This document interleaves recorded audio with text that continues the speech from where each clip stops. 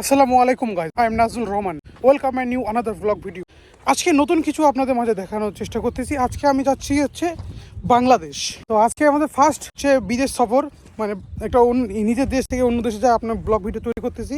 তো আপনাদেরকে দেখাবো আমাদের যে বাংলাদেশে যাওয়ার জার্নিটা। আপনারা ভাবছেন যে হয়তো বাড়ির পাশে কীভাবে করে বাংলাদেশ যাবে। আমার এই হিলি শহরে বাড়ি, এবং হিলি শহরে আছে আইসিবি গেট, মানে যে স্থলপথে যে বাংলাদেশে যাওয়া হয়, যে পোস্টগুলো থাকে ইমিগ্রেশন বা এই সমস্ত কিছু, ওটা আমার বাড়ির পাশে মাত্র 500 মিটার দূরে। তো এই দিক দিয়ে আমি যাব।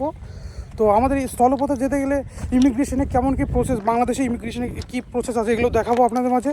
এবং আমি বাংলাদেশে যাই কোথায় যাচ্ছি এটাও আপনাদের দেখাবো। আর বাংলাদেশে অনেক কন্টিনিউয়াসলি কয়েকটা ব্লগ আসবে। ফার্স্ট টাইম বাংলাদেশে ব্লগ ভিডিও করবো আপনাদের জন্য। তো আপনারা সবাই আমার পাশে থাকবেন। চলুন ভিডিওটি দেখতে থাকুন। এখন আমি বাড়ি থেকে আমাদের যে হিলি আইসিবি গেট আছে, ওই আইসিবি গেটের জন্য রওনা দিচ্ছি। এখন যাচ্ছি বাড়ি থেকে। তো পাসপোর্টে যাচ্ছি। আপনারা ভাববেন যে বর্ডারে হয়তো এই পার ওপর তার কাটাবে, না, আমি পাসপোর্টে বাংলাদেশে যাচ্ছি। তো আপনাদের আরও সুন্দর সুন্দর ব্লগ ভিডিও তৈরি করার জন্য বাংলাদেশে যাচ্ছি, আপনারা দেখতে থাকুন। আমি এইমাত্র চলে আসি আমাদের ইন্ডিয়ান ইমিগ্রেশনে। এখানে বাংলাদেশ এখানে যাবো এটাতে। আর এরকম একটা ফর্ম লাগবে ইন্ডিয়ান ইমিগ্রেশন পাস করতে গেলে। এরকম ফর্ম ফিল আপ করে ইমিগ্রেশনে জমা দিয়ে তারপরে যা প্রসেস আছে প্রসেস কমপ্লিট করে তারপরে বাংলাদেশে। এখন আমরা ইমিগ্রেশনের প্রসেসটা কমপ্লিট করে কাস্টম, তারপরে বাংলাদেশ। তো আপনাদেরকে দেখাবো, তো আপনারা সঙ্গে থাকুন। ইমিগ্রেশন কমপ্লিট, এখন কাস্টম করে এখন বিএসএফ চেক করে আমরা চলে যাব। তো ওই জায়গায় হয়তো ভিডিও করতে পারবো না, আপনাদের বলে দিচ্ছি। তো সোজা যায় বাংলাদেশে দেখা হচ্ছে। এইমাত্র চলে আসলাম বাংলা হিলি ইমিগ্রেশনে। আমার বাংলাদেশের ইমিগ্রেশন কাস্টম সব ক্লিয়ার হয়ে গেছে। এখন আমার যে গন্তব্যস্থল, আমার যে জায়গায় আমি যেখানে যাব ওখানে আপনারা এখন যাব। চলেন রাস্তা পথেও আপনাদের বাংলাদেশে কিছু রাস্তা দেখায়, আপনাদেরকে সৌন্দর্যগুলো দেখায়, আপনারা দেখতে থাকুন। আপনাদের সঙ্গে আরেকজনের পরিচয় করে দিব।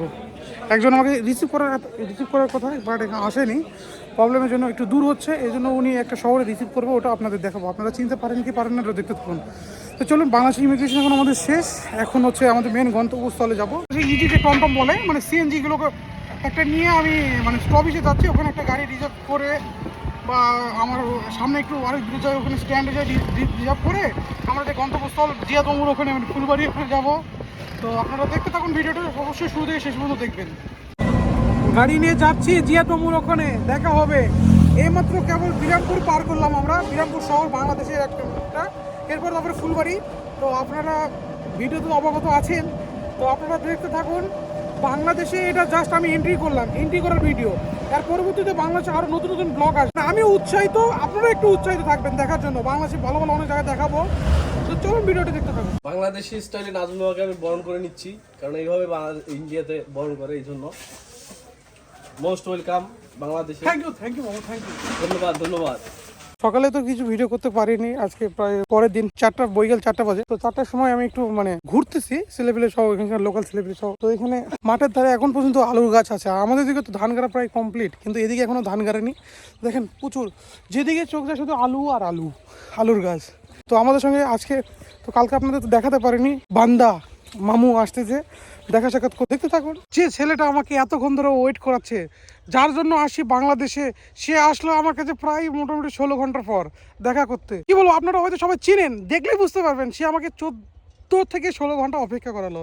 পুরো রাত গেল, প্রায় বৈকাল হয়ে আসছে, তখন আসলো। তো দেখতে থাকুন, আপনারা চিনেন নাকি। তো যার জন্য বাংলাদেশে আসছি, দেখুন এই আমাদের মামু। তোমার সাথে তো কালকে রাতেই দেখা করলাম, তুমি মিথ্যা কথা বলতেছো। মামু ওটা দেখা করে না তো? হ্যাঁ, দেখা করাইলাম, তোমাকে রাখি গেলাম, আর এগুলা মিথ্যা কথা বললে হবে? দর্শককে তুমি বোকা বানাচ্ছো। নো